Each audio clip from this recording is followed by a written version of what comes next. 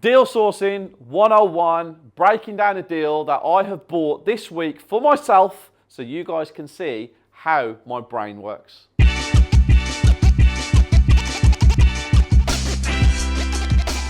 This is a property that I bought this week and we have the memorandum of sale. It is our property. The guide price was £290,000 in Northampton. It is your traditional 3-bedroom, semi-detached house. It's a very large house. We're going to go backwards on the pictures. So we're going to start with the garage that's outside. We have a garden, then we have upstairs.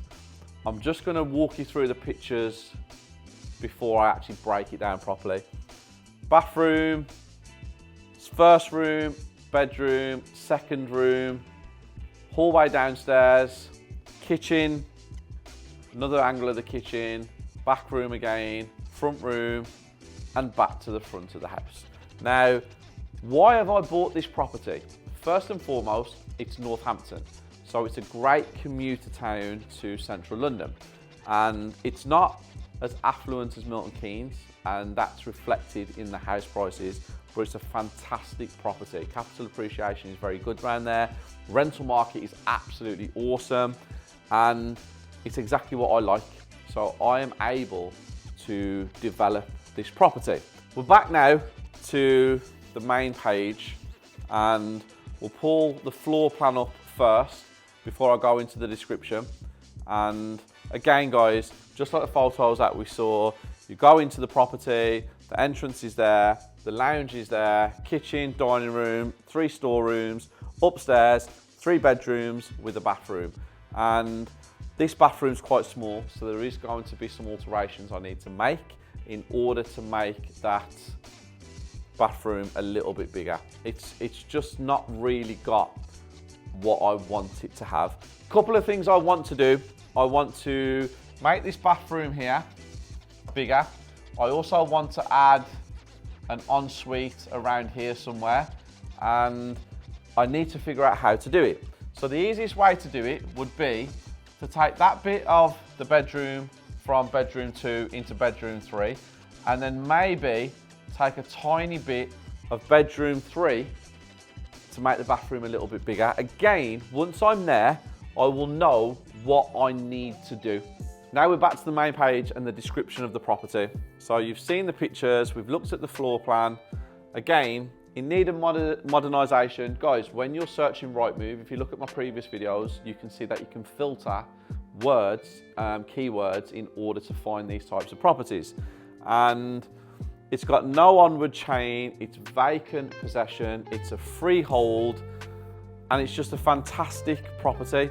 Now, when I bought it, I went onto Street View and I had a look around, and I wanted to see what the area was like, what the houses were like. And as you can see, very similar all the way around, all the way down.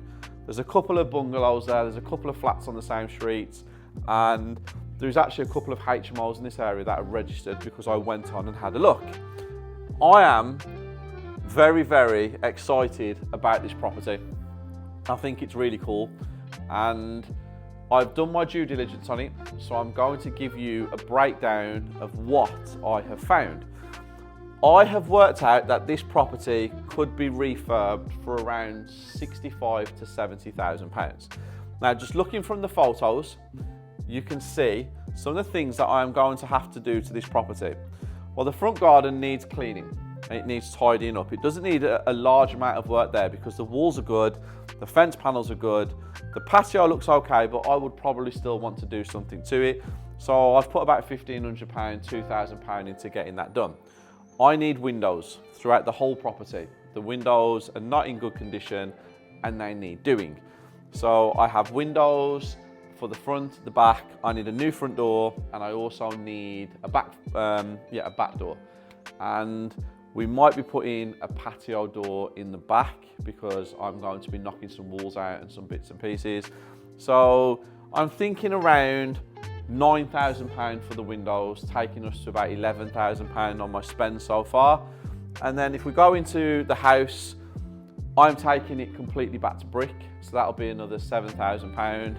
And I'm also going to be removing the chimney breast at a cost. Obviously, I need to get my structural engineer in and I need to get the calculations done. I will need a party wall agreement signed there as well. But again, the cost in that, you're looking about £4,000 to have it all the way throughout the whole house. Central heating, completely having it all done again, that's going to be around £4,000. A full rewire on the property, that's going to be around £4,500. And then again, guys, you can clearly see all the plaster. I'm having it back to brick. We've got flooring in the whole property that's going to come in at around £4,000. We've got a new kitchen that needs fitting once the wall's knocked out. That's about £5,000. Then again, guys, kitchen. There's a lot of walls that's got to be knocked out in here. There's a lot of structural work that needs to be done. Hallway. Everything looks really good in there with the stairs and stuff, but we might put new spindles and new banisters, and we might put obviously a handrail up there. Flooring, like I said, carpentry throughout the whole house. Carpentry throughout the whole house. We will have all new internal doors. We will have new skirting board, new architrave, new door frames. Looking about £3,500 to £4,000 for all of that. Obviously, we're going to decorate the whole property. We're looking at around £2,500 to decorate this property from top to bottom. That's including all the skirting board, all the architrave, all the walls, all the ceilings. This bathroom shower in the bedroom, that's not going to be there, guys. Don't worry about that.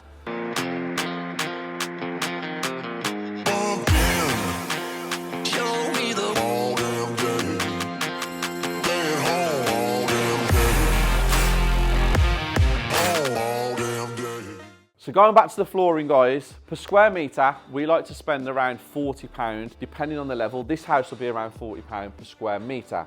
Now, if you go onto the gov.uk website, you can get the square metre of the property if it's not on the description for you guys here. And also, if all the houses are the same in the area, you can actually just go off next door or the one next door. It's usually about the same. You can see, if you read it, apply common sense, you can see it. So if we do £40 per square metre, and this house is about 100 square metres, we know that it's going to be around £4,000. If it's 50 square metres, it's going to be £2,000. You've got to base it on, obviously, the level of the house. Now, if we was doing a £600,000 house plus, it would be about £80 per square metre.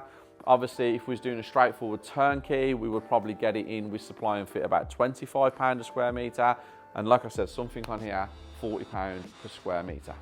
Into the bathroom, guys, small bathroom. I'm trying to make it a little bit bigger. And if we are going to replace all of this in here, so we want to put a new bath in there, maybe with a shower over the top of it, a vanity unit with the sink and the toilet built in, we will be looking around £3,000 to £3,500 for that. Now that's without tiles. That's supply and fit of the bathroom, not the tiles. The tiles are included in the price I just said. If we look at the hallway, we're good. We don't really need to do anything there. That back garden, okay, to tidy up that back garden, I would put around £4,000 to £5,000 in there. That would be new patio, that would be put new turf. I'd probably have 2 patios in this back garden, to be honest. I'd probably have one here, one over there, the rest of it turf, tidy it up, get rid of these trellises and put a fence on top so you had a bit more privacy and a bit more security. I'll put a new gate on the back, and that's where I'm at with the garden. The pond needs to be filled in, guys. Have to fill that pond in because I don't like them. And if we end up renting this property out, I don't want to rent a property out with a pond in the garden. Safety reasons, it's just not something I like to look at. And then we've got the outhouse in the garden. We just really are going to tidy that up. We're not going to do much with it. We don't want to do anything with it. This garage door here, we will be replacing that garage door. That will cost us about £1,000 to do that.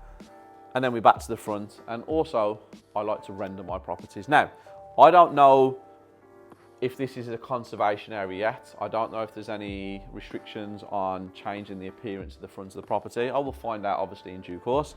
But if I wanted to render this property from a monetary side, so if we did the front, the side and the back, because it's semi-detached, we only have to do the 3, we would be looking at around £10,000 to do that.